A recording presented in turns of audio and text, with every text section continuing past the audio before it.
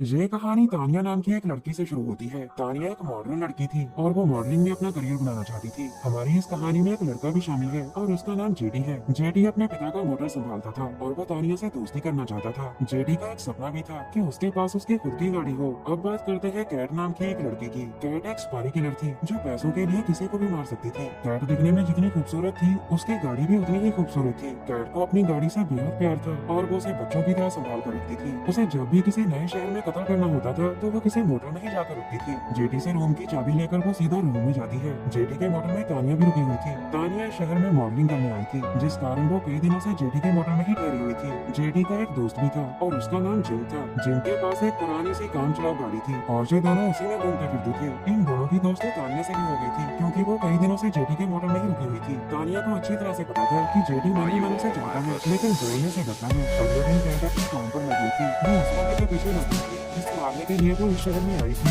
Cat के शिकार का नाम डेव था और वो शहर का जाना माना डॉक्टर था। थोड़ी ही देर बाद जैसे ही ब्रेन अपने घर पहुंचता है तो कैट उसका दिल में घुसकर उसे मार देती है। कैट बहुत ही शांतिपूर्ण थी क्योंकि वो अपने पीछे कोई भी सबूत नहीं छोड़ती थी। अपने शिकार को मारने के बाद वो हमेशा उस ब्लड को भी उठा लेती थी जो उसके घर से निकलता था। दरअसल कैट ये सब इसलिए करती थी ताकि पुलिस को कभी पता न चले कि किलर ने किस गन का इस्तेमाल किया था। उसी रात को जिम और जेडी मोटर के बाहर बैठकर वीकेंड की योजना बना रहे थे। दोनों फैसला करते हैं कि वो वीकेंड में आने के लिए लेक पर जाएंगे। वो दोनों जैसे ही आगे बढ़ने लगते हैं तभी कैट भी ब्रेन को मारकर वापस लौट आती है। अब जिम अपनी गाड़ी स्टार्ट कर रहा था जबकि कैट अपनी गाड़ी पार्क कर अपने रूम की तरफ जा रही थी। जिम की काफी कोशिशों के बाद भी जब उसकी गाड़ी स्टार्ट नहीं होती तो जेडी उसके पास आकर कहता है मैं हर हाल में वीकेंड मनाना चाहता हूँ चाहे उसके लिए मुझे कुछ भी करना पड़े। मगर जिम ने अपने हाथ खड़े कर दिए थे और तभी जेडी की नजर कैट की गाड़ी पर पड़ती है। अब वो कैट के रूम में पहले खिड़की से जानता है ताकि उसे पता चल सके कि कैट क्या कर रही है। जब उसे पता चलता है कि कैट नहा रही है तो वो चुपके से उसके कमरे में घुसता है और उसकी गाड़ी की चाबी चुरा लेता है। उसी समय मोटर में कुछ लोग दारू पीकर झगड़ा करने लगते हैं और उनका शोर सुनकर तानिया भी अपने रूम से बाहर आ गई थी। अब जेडी उसके पास जाकर कहता है मैं और जिम लेक पर जा रहे हैं। इसके बाद वो तीनों दोस्त कैट की गाड़ी में बैठकर लेक की तरफ जाने लगते हैं।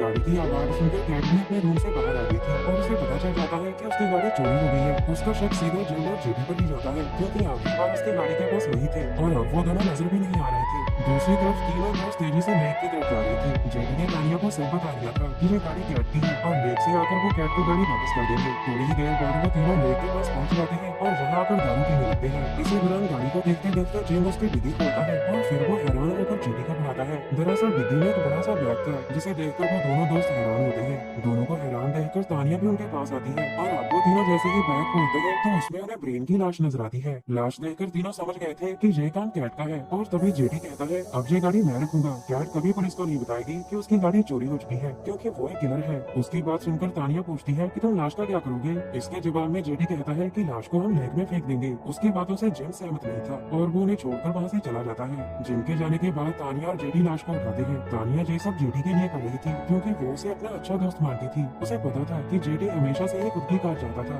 इसीलिए वो उसकी मदद कर रही थी। दोनों जल्दी जल्दी लाश को लेक में फेंक कर वहाँ से चले जाते हैं। अब वो दोनों फिर से मोटर की तरफ बढ़ रहे थे और रास्ते में उन्हें जिम मिलता है। जिम को अभी भी जेडी पर बहुत गुस्सा था लेकिन जेडी उसे मनाकर गाड़ी में बिठा ही लेता है। अगले दिन सुबह कैट की गाड़ी लेकर ये तीनों गैराज में आते हैं। यह गैराज जिम के पिता का था लेकिन काम न चलने के कारण गैराज को बंद करना पड़ा था। गैराज में गाड़ी छोड़कर तानिया और जेडी मोटर में वापस आ जाते हैं। दूसरी तरफ ब्रेन की लाश पुलिस के हाथ लग गई थी। किसी ने लाश को देख लिया था और उसी ने पुलिस को फोन करा था। थोड़ी देर बाद कैट को भी टीवी के जरिए पता चल जाता है कि पुलिस को डॉक्टर ब्रेन की लाश लेक में मिली है। उसके बाद मोटर के बाहर जेडी जल्दी गाड़ी ड्राइव कर रहा था। जेडी को थोड़ा बहुत मकैनिक का काम आता था और इसी बीच उसके पास तानिया भी आती है। इन तीनों को अकेले देखकर कैट उनके पास आकर बोलती है तुम लोगों ने मेरी स्टोरी दी थी और मैं अपनी गाड़ी वापस करती हूँ। दरअसल कैट को तो सिर्फ उन पर शक था और उसे हवा में खींच रहा था। उसकी बात सुनकर जेडी कहता है तुमने डॉक्टर ब्रेन को मारा है और ये बात को पुलिस को बता सकते हो। अगर तुम अपनी गाड़ी को जाओ तो हम ब्रेन को भी बोल देंगे। लेकिन कैट को घर पर लेकर गाड़ी चल रही थी और वो कहती है मैं अपनी गाड़ी से बहुत प्यार करती हूँ। अगर मुझे वो जल्दी नहीं मिली तो मैं तुम तीनों को मार दूंगी। इतना कहकर वो चली जाती है।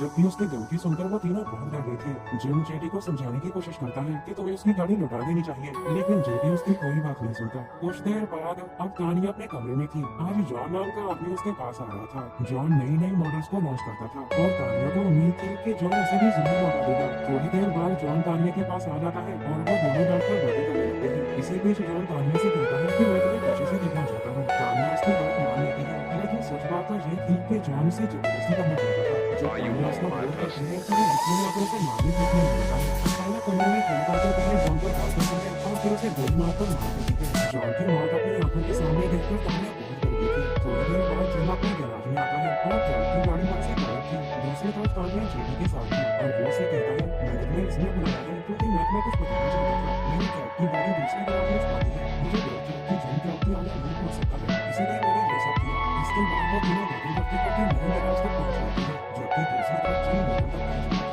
वो बाहर से ही पुलिस को देखता है जो तानिया के कमरे में छानबीन कर रही थी। दरअसल जब कैट ने जॉन को मारा था तो गोली की आवाज किसी ने सुनी थी और उसी ने पुलिस को बुलाया था। इसी दौरान कैट जिम की गाड़ी में बैठकर कहती है जैसे जल्दी चलो वरना मैं तुम्हें मार दूंगी। उधर जेडी तानिया को बता रहा था मैंने कैट की गाड़ी का रंग ब्लैक से रेड कर दिया और उसका नंबर भी बदल दिया। दरअसल जेडी ने फैसला कर लिया था कि वो किसी भी हाल में कैट को गाड़ी वापस नहीं देगा। थोड़ी देर बाद कैट और जिम भी गैराज में पहुंच जाते हैं और अपनी गाड़ी को नए रंग में देखकर कैट कहती है ये तुमने अच्छा नहीं किया जेडी, तुमने तो मेरी पूरी गाड़ी का सत्यानाश कर दिया। इसके बाद वो जेडी को घुटनों पर बैठने को कहती है और फिर जिम को भी जहाँ आने को कहती है। जिम को इस गैराज का पता था और वो कैट को यहाँ इसलिए लेकर आया था ताकि वो उसे छोड़ दे, मगर अब कैट की बातें सुनकर वो काफी हैरान था। कैट के हाथ में गन थी, इसीलिए वो दोनों डर के मारे उसकी बात मान लेते हैं। इसके बाद वो तानिया से टेप लेकर आने को कहती है और उसकी बात मानकर तानिया उन दोनों लड़कों के हाथ टेप से बांध देती है। तानिया को कैट के साथ देखकर वो दोनों हैरान थे और तभी कैट तानिया को अपने पास बुलाकर उसे अपने घर दे देती है। दरअसल कैट चाहती थी कि तानिया इन दोनों को मार डाले और हमेशा उसके साथ विनम्र कर रहे। अब तानिया पहले जेडी के कान में कुछ कहती है और फिर वो गोली चलाती है।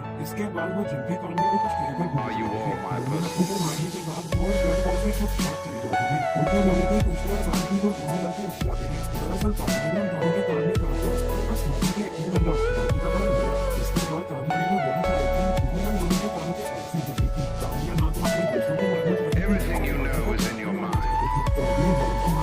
को चाहती थी और इसीलिए वो कैट के साथ हो गई थी। गैराज से गोली में जाने के बाद कैट गाड़ी पर तानिया का सहारा नहीं देती है। इसके बाद वो पीछे से गाड़ी निकाल के साइड पर डालती है और फिर उसे आगे बढ़ती है। अब वो तानिया से कहती है मैं जानती हूँ कि जिमा जेडी जिंदा है और मुझे ये देखकर अच्छा लगा कि तुम दोस्ती निभाने के काबिल हो। अगर तुम नहीं मार देती तो मैं भी तुम्हें मार देती। इसके बाद कैट का आदमी आकर उन दोनों को शहर से बाहर ले जाकर छोड़ देता है। अब दोनों लड़कियां नई शहर जा रही थी जहाँ की अपनी जिंदगी नए सिरे से शुरू करने वाली थी। वैसे आपको बता दें कि कैट ने अपनी गाड़ी इसलिए चलाई थी क्योंकि उसे लाल रंग से नफरत थी। हमारी वीडियो देखने का धन्यवाद।